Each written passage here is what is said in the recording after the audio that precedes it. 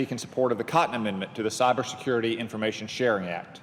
My amendment is straightforward. It simply would provide liability protection to any business or other private organization that shares cyber threat indicators with the FBI or the Secret Service.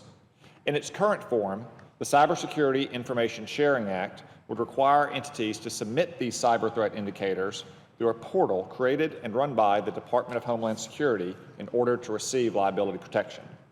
But there are also two exceptions that would allow entities to receive liability protection outside the DHS portal.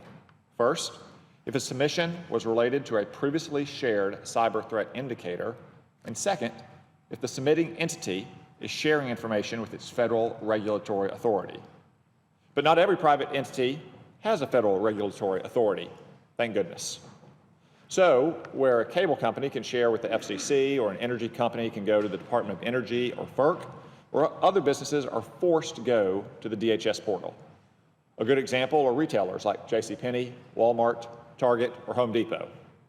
When the trade associations for two victims of the biggest cyber attacks in recent memory, Target and Home Depot, are pleading for this language, we should take notice and incorporate it. Anything else would be unfair, inequitable, and unwise. We ought to give these companies an alternative to the DHS portal.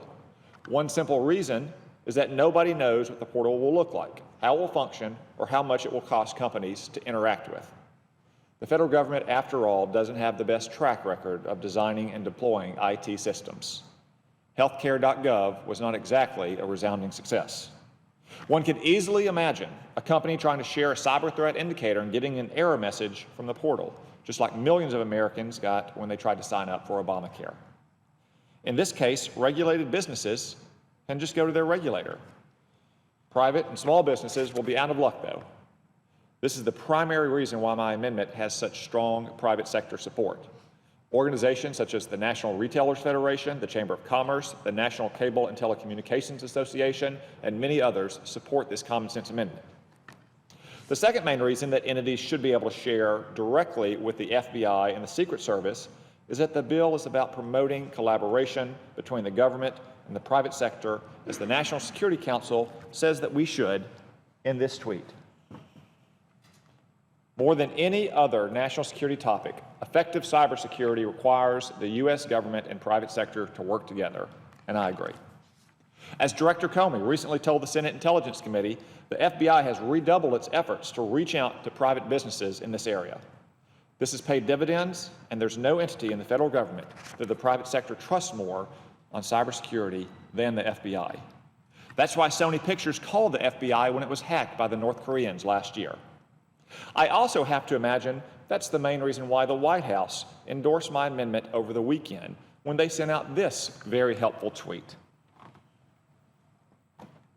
If you are a victim of a major cyber incident, a call to the FBI, Secret Service, or DHS is a call to all.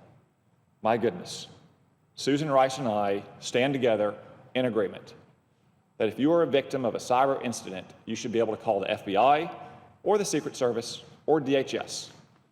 I thank the National Security Advisor and the White House for their support for the concept behind my amendment. I'd also like to take a few moments to dispel a few myths about this amendment. The first myth is that the Cybersecurity Information Sharing Act creates a single portal at DHS for liability-protected information sharing with the federal government, and the Cotton Amendment would create an unprecedented second channel. This is false. The bill authorizes multiple liability-protected sharing channels with the federal government, not just one, and through a broad exception to the DHS portal that permits certain regulated businesses to engage in liability-protected sharing of cyber threat information directly with any federal regulators without requiring that it pass first through DHS. The Cotton Amendment simply provides the same flexibility for businesses that already have established threat sharing relationships with the FBI or the Secret Service to maintain their existing channels for sharing and not incur significant costs or delays to establish new ones with DHS. My amendment is consistent with this multi-channel sharing approach. The second myth is that my amendment would harm privacy, as it would allow the sharing of cyber threat indicators with the FBI and Secret Service, and that the sharing with these agencies wouldn't happen under the bill in its current form. This is also false. Under the current version of the bill, if an entity shares information through the DHS portal, the FBI and Secret Service will receive it. My amendment doesn't change that or the privacy protections in the bill. Both with and without my amendment, the FBI and Secret Service will get cyber threat indicators. The third myth is the scrub that DHS would have to conduct for personally identifiable information isn't as rigorous under my amendment. Again, this is not true. The Cybersecurity Information Sharing Act requires all federal entities receiving threat indicators to protect privacy by removing personal information that may still be contained in them before sharing with other entities.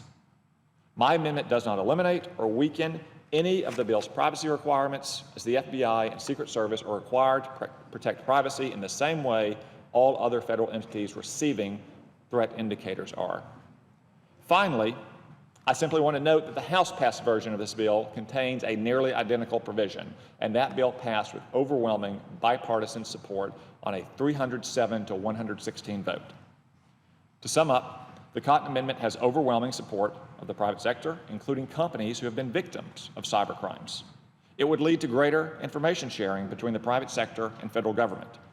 It preserves privacy protections in the bill, and when it was included in the House bill, both Republicans and Democrats voted yes.